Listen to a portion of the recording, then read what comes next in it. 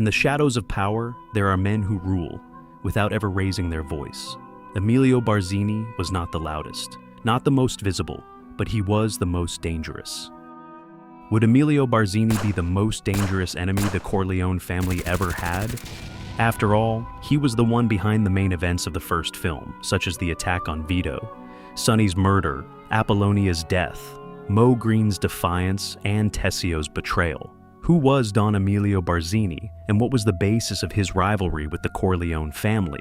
What would he gain from their downfall? In this video, you will understand all the intricacies of power in New York and the reasons that made Barzini so dangerous. Before anything else, we want to highlight an important point. In various places on the internet, an alternative story is told about Barzini's origins, linking him to a certain Giuseppe Mariposa. This apocryphal story is based on an alternative book by Ed Falco, and not on the original work of Mario Puzo and Francis Ford Coppola. Here on the Corleone Family Channel, out of respect for our viewers, we focus exclusively on the original stories told in the film and in the book, and not on narratives created by other authors that end up confusing fans of the original trilogy. Although they may be interesting stories, they are not the subject of this channel. That said, let's continue with today's episode.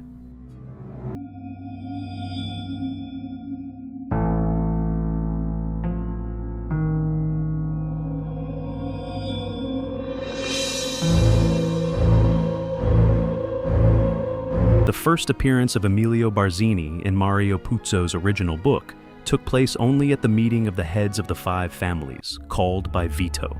But in the film, he is introduced much earlier, as a guest at Connie Corleone's wedding. From the very beginning, his power is evident when he orders one of his henchmen to take the camera out of a photographer's hands to remove any trace of his presence. The Barzini family was one of the most powerful criminal organizations in New York, second only to the Corleone family. It controlled part of the gambling business in Brooklyn and Queens, as well as a portion of prostitution in the city alongside the Tattaglia family. Barzini was always a man of great personal magnetism, in a cold way, with nothing that resembled the well-known warmth of Don Corleone. He was one of the few shrewd enough to have ownership stakes in Las Vegas and Reno, the cities that were being built in Nevada. He was very similar to Vito, but more modern, more sophisticated, more business-minded. Barzini's ambition was to surpass Don Corleone as the most powerful and respected mafia boss in the country, while also aspiring to take part of his vast empire.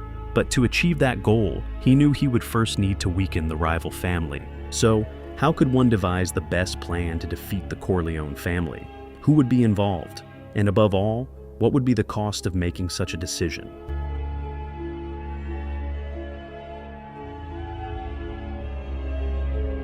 With the aim of stripping Vito of power and taking over leadership of the criminal world, Barzini devised a plan for the other families to go to war against the Corleones. Knowing how strongly Vito opposed the narcotics business, Emilio secretly financed the Tattaglias to bring Virgil Sollozzo to New York and launch a major drug trade. Barzini was fully aware that the success of this venture depended on the political protection of the Corleone family, and he anticipated that this situation could trigger significant tension among the families if Vito refused to cooperate. With Vito's refusal, it was predictable that Sollozzo would try to eliminate him without Barzini taking the blame for it. Thus, command would pass into Sonny's hands, and he would be forced to seek a peace agreement to avoid a large-scale conflict among the families. If your father dies, you make the deal, Sonny. But the plan almost failed after the attempt to kill Vito was unsuccessful. However, with Michael's murder of Sollozzo and McCluskey, Barzini gained an argument to convince the other families to go to war against the Corleones for having attracted police attention and harmed everyone's business. It was everything Barzini needed to weaken his main rival and expand his power. Sonny turned out to be more difficult to control than had initially been imagined.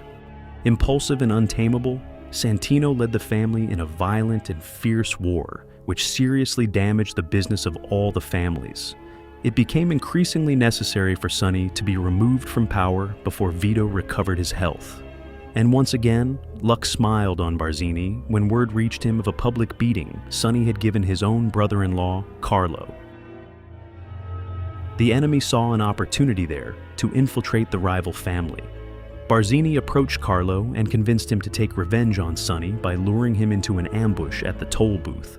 With this, the Corleone family lost another important member, becoming increasingly weakened.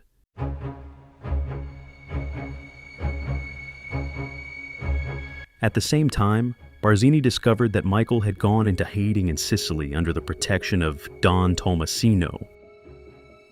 It was not difficult to convince the discontented and ambitious bodyguard, Fabrizio, to place a bomb in Michael's car to kill him, once and for all weakening the power of the Corleone family.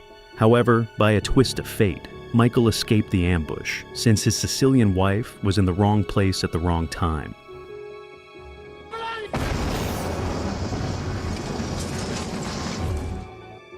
Initially believing that Michael had died in the explosion, Barzini began to consider himself the most powerful mobster in New York.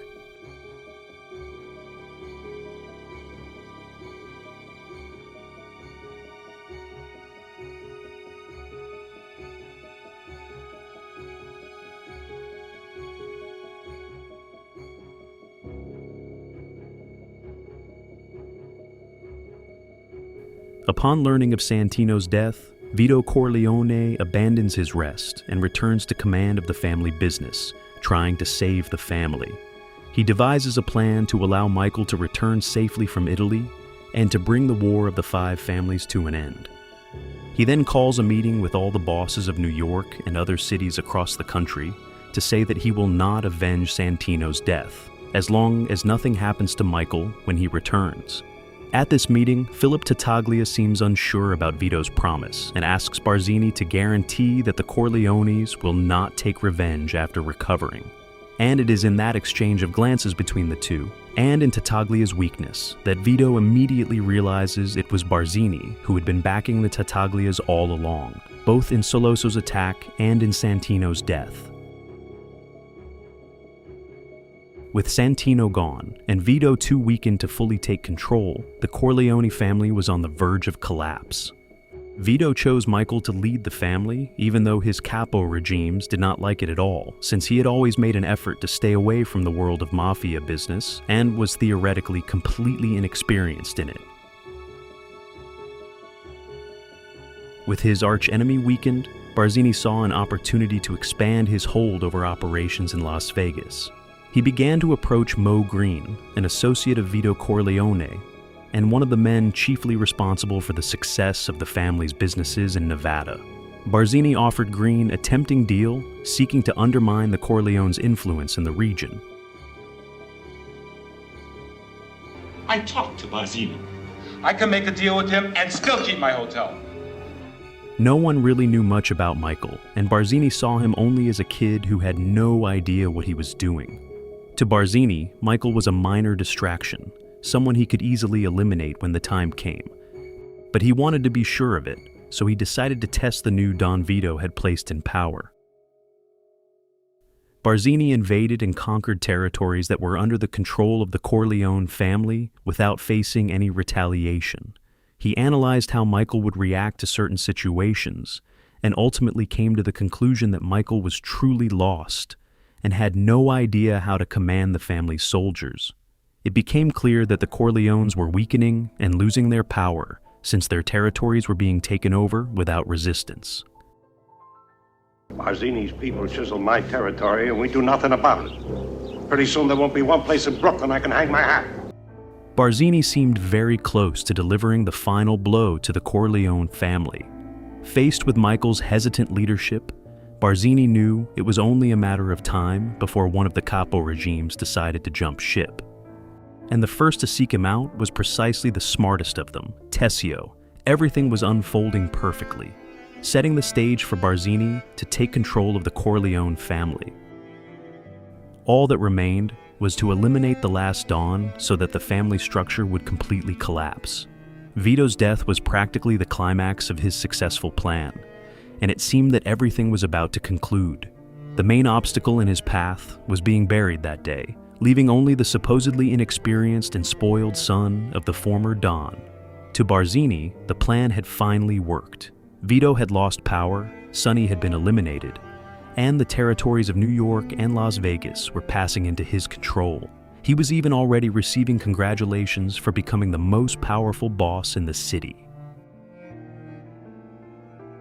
To deliver the final blow that would crush the Corleone family, he only needed to get rid of Michael. So he used Tessio to help bring about this outcome, luring Michael into an ambush. However, in the end, this plan did not go very well for Barzini.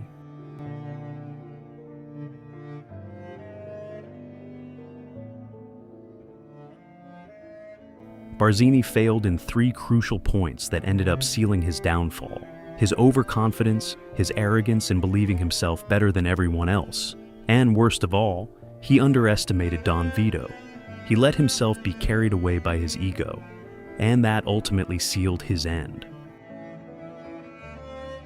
In the next episode, you will see how everything, absolutely everything, was part of a perfect plan devised by Vito Corleone to pass power on to his son, Michael. Keep following us as we explore each chapter of this fascinating saga here in the Chair of Don Corleone channel.